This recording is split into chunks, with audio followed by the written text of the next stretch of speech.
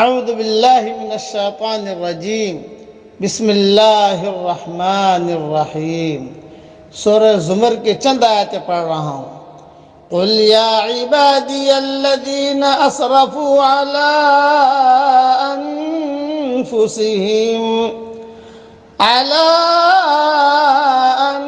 انفسہم لا تقنطوا من رحمت اللہ، کہہ دیجئے کہ میرے بندو جنہوں نے اپنی جانوں پر زیادتی کی ہے اللہ کی رحمت سے مایوس نہ ہو۔ ان اللہ یغفر الذنوب جمیعا، بے شک اللہ تمام گناہوں کو معاف کر دیتا ہے۔ انہ هو الغفور الرحیم، یقیناً وہ بڑا بخشنے والا مہربان ہے۔ وَأَنِيبُوا إِلَىٰ رَبِّكُمْ وَأَسْلِمُوا لَهُ مِن قَبْلِ أَن يَأْتِيَكُمُ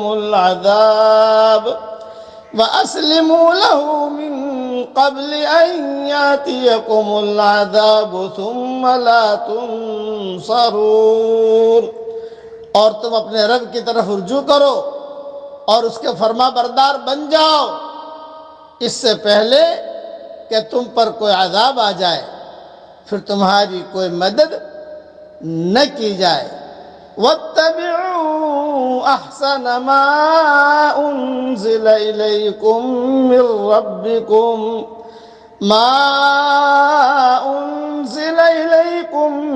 رَّبِّكُم مِّن قَبْلِ أَن يَأْتِيَكُمُ الْعَذَابُ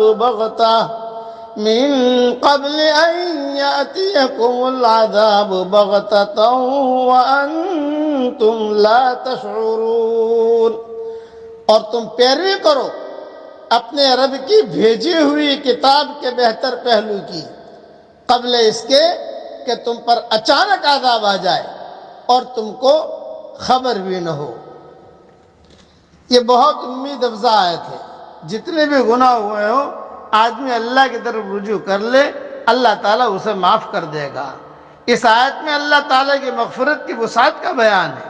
اسراف کے معنی ہے گناہوں کی کثرت اور اس میں افراط۔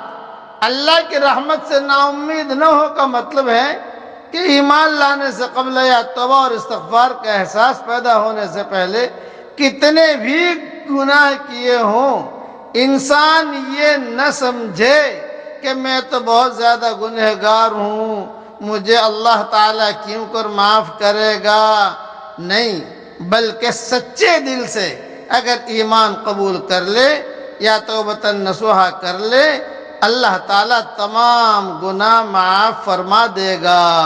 شان نزول کی روایت سے بھی یہی مفہوم ثابت ہوتا ہے۔ کچھ بے ایمان اور مشرک تھے جنہوں نے کثرت سے قتل اور زنا کاری کا ارتکاب کیا تھا۔ یہ حضور صلی اللہ علیہ وسلم کی خدمت میں حاضر ہوئے اور کہا کہ آپ صلی اللہ علیہ وسلم کی دعوت صحیح ہے لیکن ہم لوگ بہت زیادہ خطا کار ہیں، اگر ہم ایمان لے آئے تو کیا وہ سب گناہ معاف ہو جائیں گے؟ اس پر آیت نازل ہوئی۔ یہ صحیح بخاری شریف میں مضمون ہے۔ اس لیے اس بات کا خیال رکھا جائے، اپنے دل کی دنیا کو آباد کرو۔ جن لوگوں کے سینے میں حساس دل ہے ان کو جب خدا کی معرفت حاصل ہوتی ہے تو ان کو یہ خیال ستانے لگتا ہے کہ اب تک ان سے جو گناہ ہوئے ہیں ان کا معاملہ کیا ہوگا۔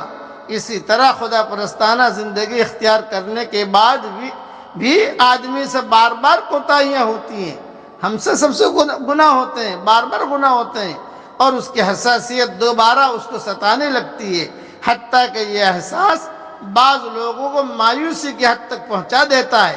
ایسے لوگوں کے لیے اللہ تعالیٰ نے اپنی کتاب میں یہ اعلان فرمایا کہ انہیں یقین کرنا چاہیے کہ ان کا معاملہ ایک ایسے خدا سے ہے جو غفور الرحیم ہے۔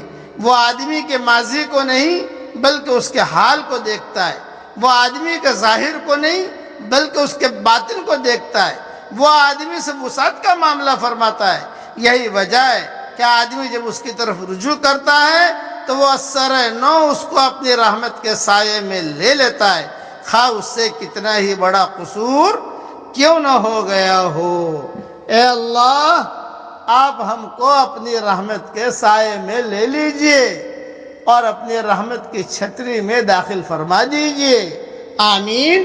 وآخر دعوانا ان الحمدللہ رب العالمین۔